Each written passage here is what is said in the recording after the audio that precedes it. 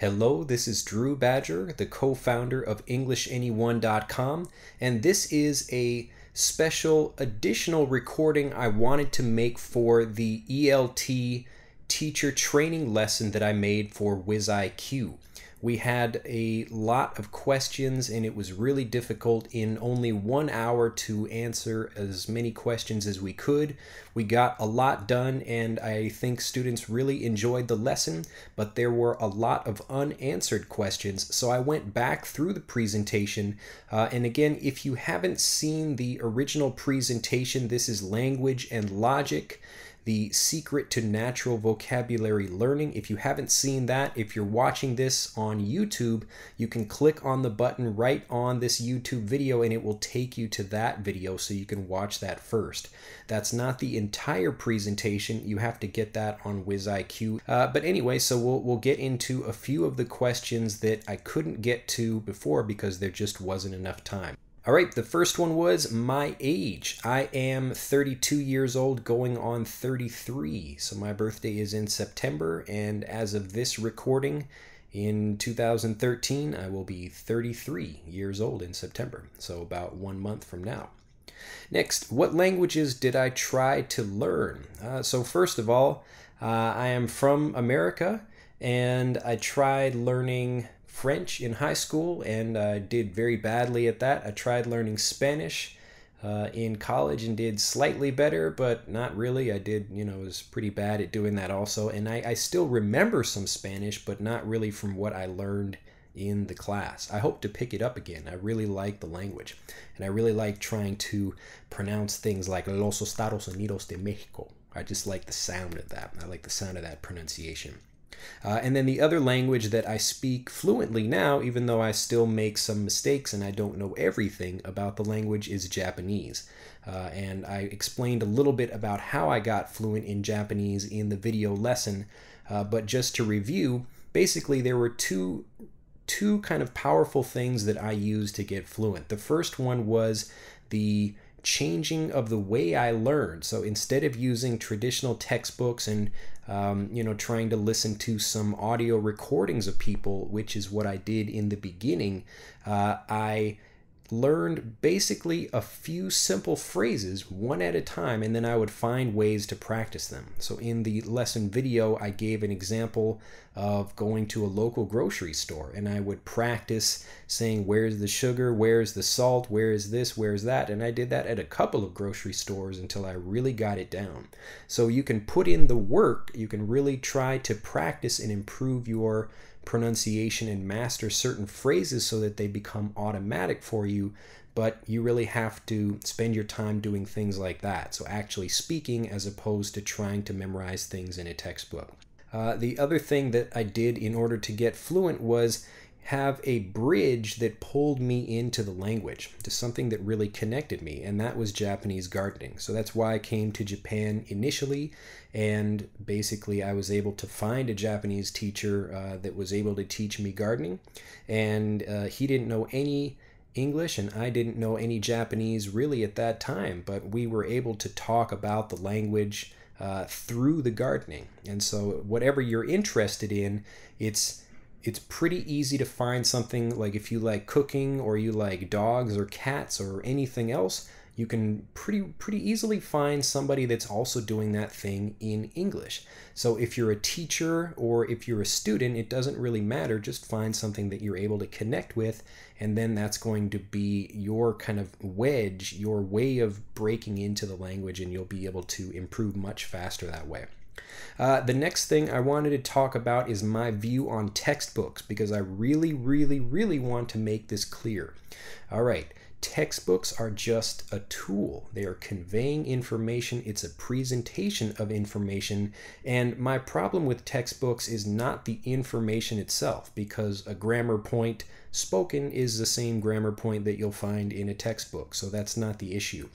The problem I have with textbooks is more not even that they're boring or anything like that. I mean, you could say that about many different things, but my issue with textbooks is that they don't have information usually presented in a way that you would actually find native speakers using. So that's kind of the big problem. And the second problem is that you don't really give you information in a way that humans can understand. They give you lists of things, and they expect you to remember something even though you're not actually connecting with it in an emotional way. So those are the two big problems I have with textbooks. But again, if you are a teacher and you have to use a textbook in the classroom the same way I had to use a textbook when I was teaching classes here in Japan, the textbook is just kind of a guide. So the textbook will have a particular grammar point written in it for whatever you have to teach, but you can take that information and then teach it however you want to. So even though usually it's just you and the students in the class, and if you can make it entertaining, then there's nothing really wrong with using a textbook, but just take the information and make sure it's easy for students to understand. If you just give students lists of things, then it's going to be more difficult for them because the human brain just can't really take in information like that. So just to be clear, I don't have a problem with textbooks. It's more how they convey information and then what teachers decide to do with that. So if you want to be smart, pay attention to your students, watch what they do. If they're not understanding something, then you'll have to change your tactic in the classroom for that. Next, can I explain one of my classes? How does it work? Do I do games or do I do songs or whatever? I've had experience teaching classes from as young as maybe 1 or 2 years old. These are tiny, tiny babies that I'm just teaching how to speak before they even know their own language, all the way up to private lessons with retired people, adult classes, and everything in between. Basically, what I do for the lesson, it kind of depends more on what the students are interested in. So if I have to follow a textbook, then I'll take a grammar point, but I will use that in a way that they're, able to connect with. So if they like, in the Japanese example, if it's little kids, they want to do drawing or something like that. Whatever the idea is, all I'm really doing is, if they like songs, I do songs. And if they like, doing puzzles, I do puzzles. It doesn't really matter. Again, I'm a facilitator. I'm not really trying to teach them anything. I'm just trying to help them connect with the information. So if they really like songs, then we just do songs. It doesn't really matter. So again, don't worry so much about what tactic you use. It's more about learning the learner than it is about trying to teach anything in particular. Because once you understand the students, then the information becomes a lot easier for them and your job becomes much easier as well. Next, very quickly, I'll go over again contrast, context, and analogy, just to make sure people understand all those. There are many different forms of logic, and again, symbolic logic is something that I highly recommend you look at, and it's great for language learners as well as for learning math. Which I wasn't very good at in school, by the way. So contrast is, you can imagine you have like a room, an empty room, and you put a learner in that room. And I can put in, a green apple and a red apple, as I did with my presentation. And with just that information, I can use the contrast of those two things without any inside information, and the student is able to tell the difference between a red apple and a green apple, depending on the vocabulary I teach. And if you're not quite seeing this example, I highly recommend you go back and click on the link that's right in this video if you're watching on YouTube, and watch the original presentation where you can see this in action. So contrast doesn't require any outside information. We know one thing by understanding its opposite. So black and white, or big and small, those kinds of things. What I see in classrooms sometimes is a student will be shown a flashcard of like a person, and you don't know if the vocabulary word they're teaching is like uncle or thin or fat or big, because there's nothing to really help contrast that idea with something else. So that's what contrast is. Context uses outside information or previous information that the student already knows in order to help them understand something new. So you're relying on what you've already taught them before, or something a student already knows, in order to help them understand something new. So that's context, understanding the kind of the environment that the knowledge or the idea is in. So the previous knowledge or the outside environment. The last thing is analogy, and that's kind of taking a higher level thing, comparing, something like if I'm trying to teach all of these different names of things to some students, I might compare that with like Pokemon characters or something if I'm teaching kids in Japan. So I'm using an analogy, which is just a bigger idea. All right, the next question is about what do I do, because I gave a lot of basic examples in the lesson. What do I do for things that are more complex? And basically all I'm doing again is taking bits and pieces of more complex things, like more complex grammar or complex stories, and I change the way they're presented in slightly different ways. And one example I give for self-study learners is a reading example, and I explain more about this in a blog post on EnglishAnyone.com, and it's about how to read and the right kind of materials that students should be using to improve. But basically what I say is that the students should already understand 80 to 90% of what they're learning. And that way they'll be able to connect with new information, however complicated it is. And usually with learning languages, it's more like the languages don't necessarily get increasingly complex infinitely. Basically what happens is it's kind of like the trunk and the branches of a tree. So you have the basic grammar, that's the trunk of the tree, and as students learn more fields of knowledge or different types of learning, so you've got different subjects like math and biology and science and history and philosophy, different things like that, you're basically using the same kinds of grammar. You can get a little bit more complex, but really at that level, really all you're doing is teaching different kinds of vocabulary and phrases that can be learned with the grammar they already understand. So in those cases, all you really have to do to teach more complex things and still keep it simple is to make sure that you're building off of information that students already know. If everything you're teaching in a lesson is completely new and they don't understand anything of it, it's going to be really difficult for your students to figure that out. So try not to worry about how do I teach this complex thing versus this basic thing, because really it's the exact same teaching method that I use for both. So I introduce something and I make the information as kind of easy and simple as possible, and all that means is it's understandable, because if something is understood intuitively, then you don't have to spend so much time explaining things, and then those explanations just get lost anyway. The main point here is that you should think about the simplest way to teach something, even if it is complex, and usually you can find ways of breaking down information, cutting it into pieces, or doing something so that it becomes a lot easier for the students to understand. All right, the next thing, how do I motivate students to learn new words? Usually what I'm doing for this is if I'm trying to teach new vocabulary, I try to teach it in some kind of situation. So like gardening, for example, I would actually bring like a plant into the classroom and give students something to look at. It's just really not so effective when you just give lists of vocabulary words for students, because as I mentioned before, the human brain just doesn't learn very well that way. So when you are teaching new vocabulary, whatever that thing is, try to bring in either a physical thing or something that you can actually show them and get the student to interact with. Or if you don't have something like that, find out something that the students are interested in and connect it that way. So maybe you're talking about some like popular music group or a movie that's popular, lately, around the time period, whenever it is you're teaching.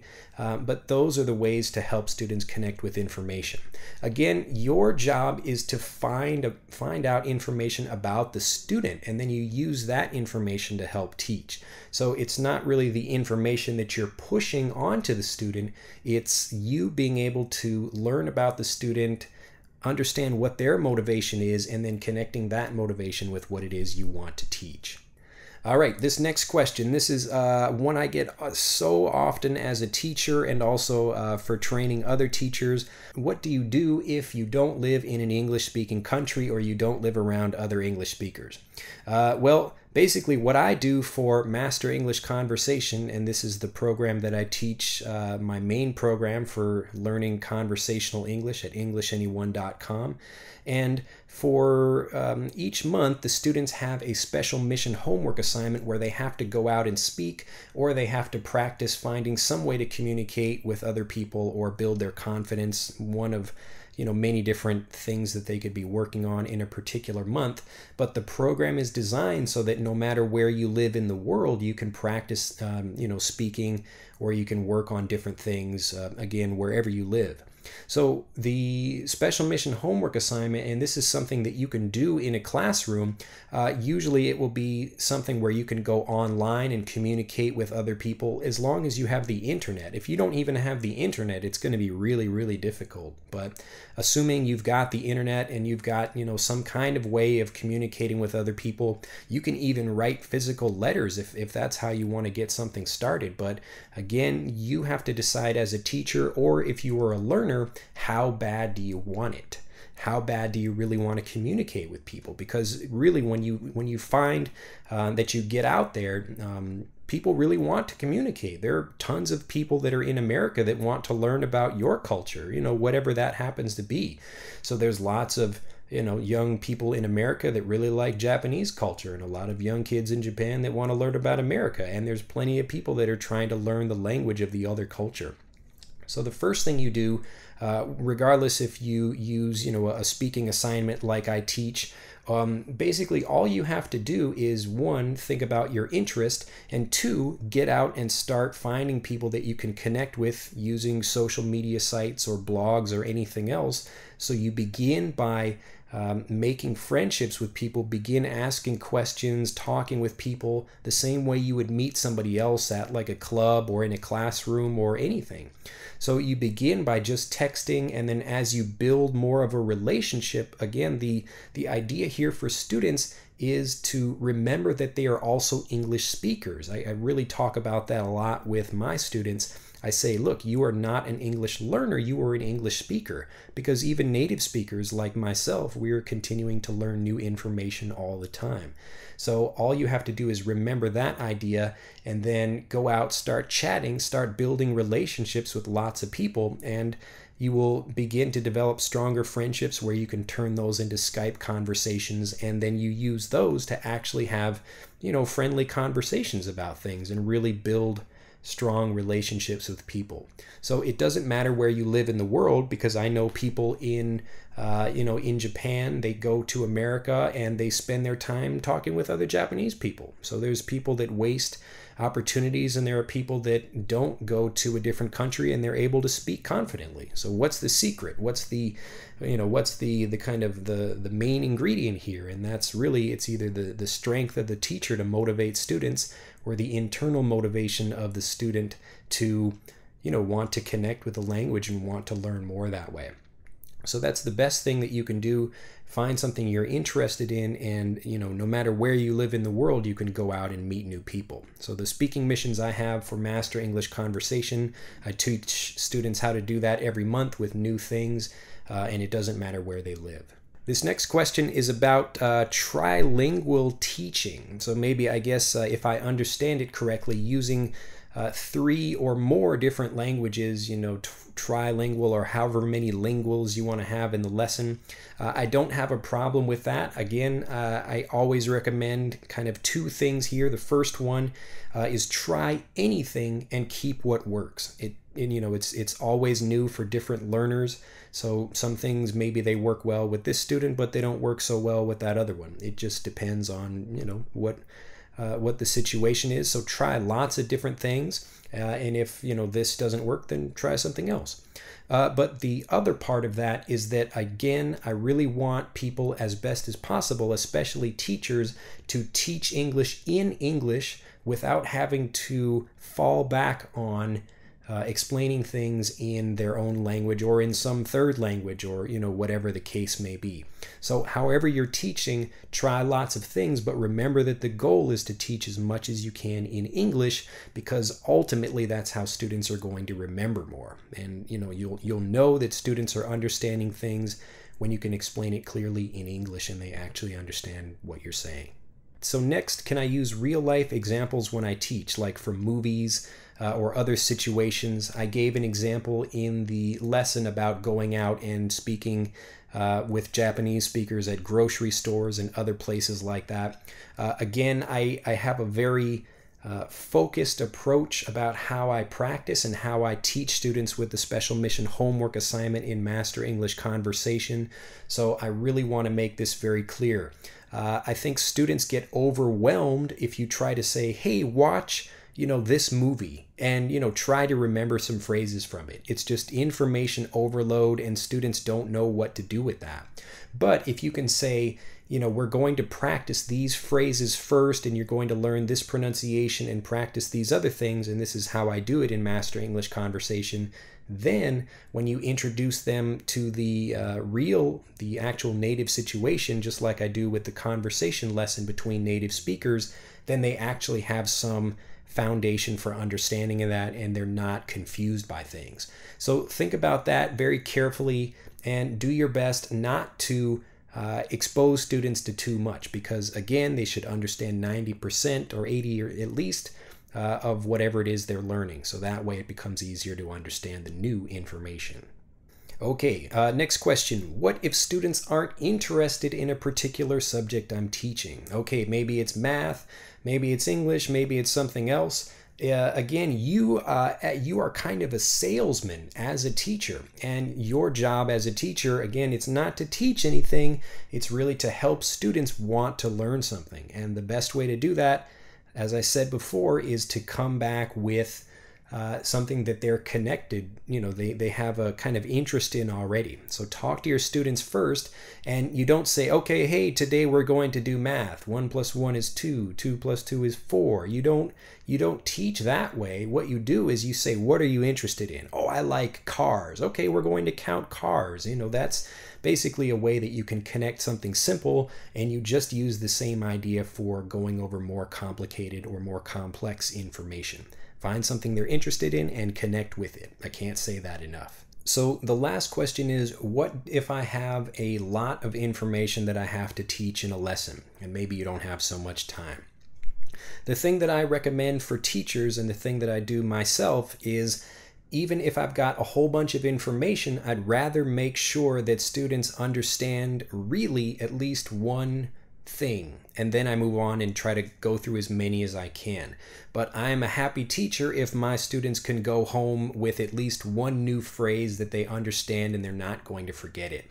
So instead of trying to give them a list and say, okay, we're going to learn ball, drawer, chest, table, and just giving a list of things, actually go through and make sure they can, in order, understand as many as possible. And if you want to get creative, another way that you can, instead of just focusing on one thing and trying to move through that as quickly as possible, is making a story out of all of that information. So this is something that I teach in our Power Learning free course, if you're a member of that. And that's basically how you can help students connect with information by turning it into a story.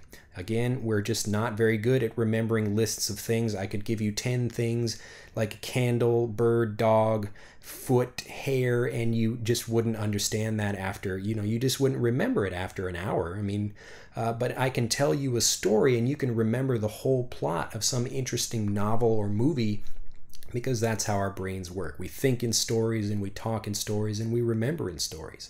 So those are kind of the two approaches that you can use. The first one is to really focus on something, because it's better to have them at least remember one thing than forget 10.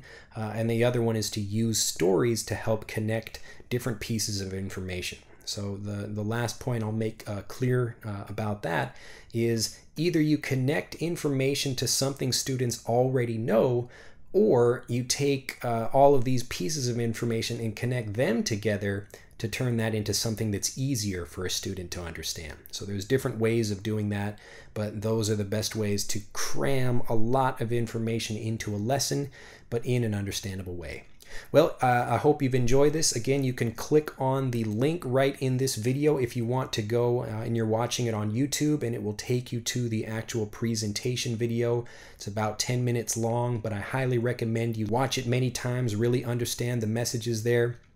If you work at a school or you have access to like a board of education and you're kind of frustrated with how the languages are taught, and you really kind of feel what I'm going at with the lesson, then show it to them. Just say, hey, I've got this video that you should watch. It's like 10 minutes long, and it will explain how maybe the textbook is falling short in some areas.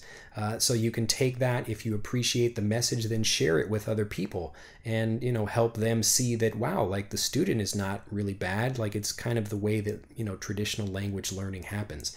So enjoy that. Feel free to ask me any questions in the comments below, or I'm sure this will be posted as well for the class page in WizIQ for language and logic. But I really have enjoyed meeting all of the new teachers, and I'm really excited to learn more and talk with you further to talk about better ways to help students learn. Have an excellent day, and mail me anytime if you have questions or comment below. Bye-bye.